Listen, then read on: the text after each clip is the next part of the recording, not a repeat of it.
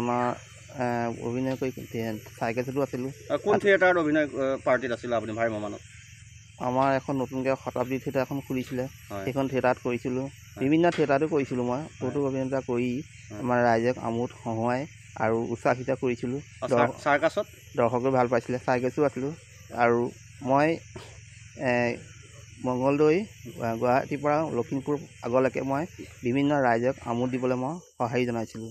ৰাইজে চাই মোক উপভোগ কৰি বিভিন্ন মতামত দিছিলে আৰু ৰাইজে মোক হাঁহি ফূৰ্তিৰে মোক উপকৃত কৰিছিলে। মই সেইকাৰণে মই খুব ভাল পাইছিলোঁ। এতিয়া শাৰীৰিক অৱস্থা মানে যথেষ্ট অলপ অৱনতি ঘটিছে।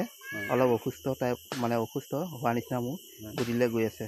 এতিয়া অকণমান মানে বিভিন্ন বেমাৰ আজাৰ ৰোগৰ পৰা মই অকণমান অসুস্থ হ'বলগীয়া হৈছে। চিকিৎসা কৰি আছোঁ বৰ্তমান, তথাপি ইমান ফলাফলটো পোৱা নাই।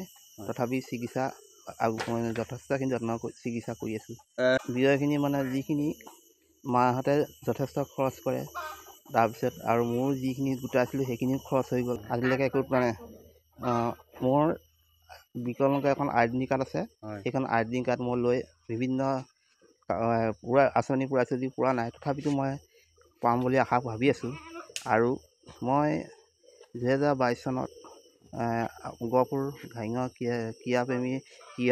ক্ৰীড়া খেলত মই মুখ্যমন্ত্ৰী ডাঙৰীয়াক লগ কৰিছিলোঁ 2022 চনৰ 20 ছেপ্টেম্বৰ দিনাখন।